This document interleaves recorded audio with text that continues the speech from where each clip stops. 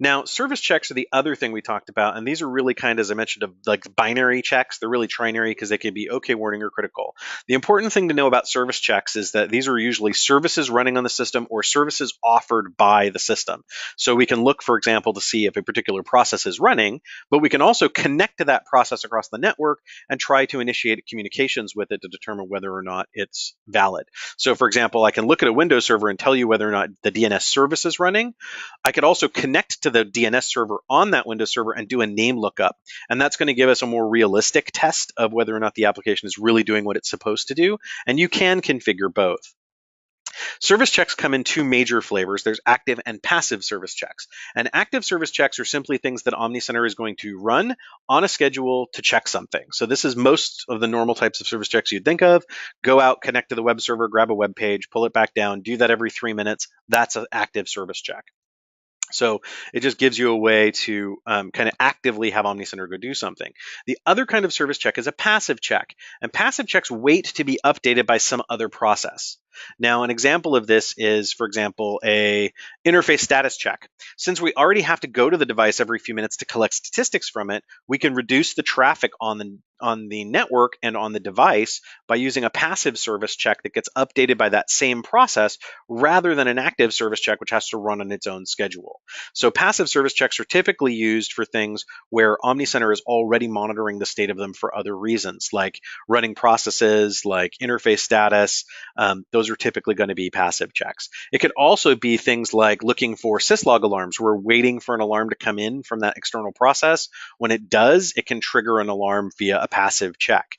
The advantage that passive checks have is that they don't use any bandwidth on the network and they don't use any processing power in OmniCenter until something happens. So if we can use a passive check, it's more efficient than using an active check, but it has to be something that we're already monitoring. Passive checks can also be updated via API. So if you're integrating with other systems or you want to make your own custom checks, you can use passive checks for that as well. Now, as I mentioned, service checks will retry before alerting. So this is something we can configure.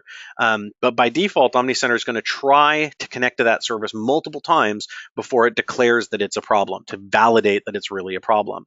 And you'll see this in the logs if you see that it's listed as being in a soft state. Soft means that there are retries still pending and that we haven't determined whether or not that it's really a problem yet.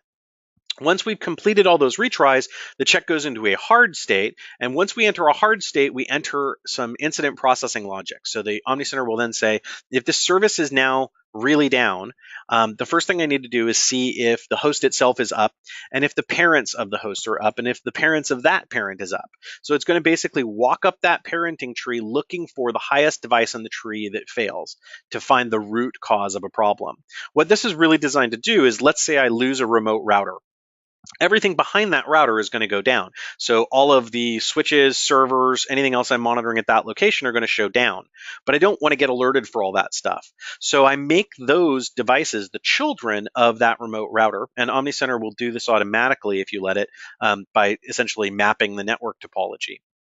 When a child device like that goes down and we do this check to run up the tree to see where the failure is, it'll find that the problem is the remote router that isn't responding. And so that'll become the primary alarm and it'll suppress all the other alerts. So you'll get fewer alarms that way.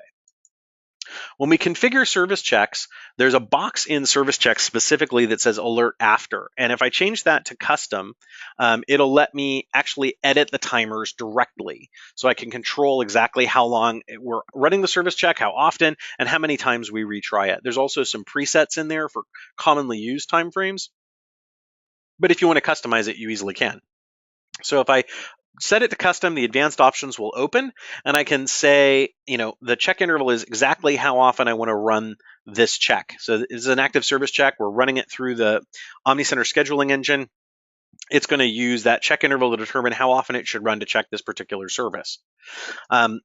Once it gets a failure, something doesn't go right, it's going to move to the retry timer. So it's going to retry on this interval once that failure is detected until it reaches a total number of failures that I've indicated here. So in this case, I'm checking every 3 minutes. If it fails, I check it twice more at 1 minute intervals. That's the third failure, and then it would go into a hard state and we'd begin the host processing logic. So let me just illustrate how that works. So if I'm going and fetching down a web page and I get some kind of error from the system, it's going to retry in this case, twice at 1 minute intervals. Once that third retry or that third failure occurs, we've maxed out our retries. It's going to become a hard state. And the first thing we're going to do when we go into a hard state is we're going to check to see if the host is up. If the host is up, but the service is down, then it's a service failure, and it's going to send the notifications based on the settings that I have for that particular service check. But let's say hypothetically, when we went to ping it, it didn't respond at all. If that happens, we're going to have to check all of the connected devices up the line from it to see exactly who is down. So it's going to check all the parents, and whichever parent doesn't reply is actually going to be the root cause of the problem. So in this case, we have a parent host failure.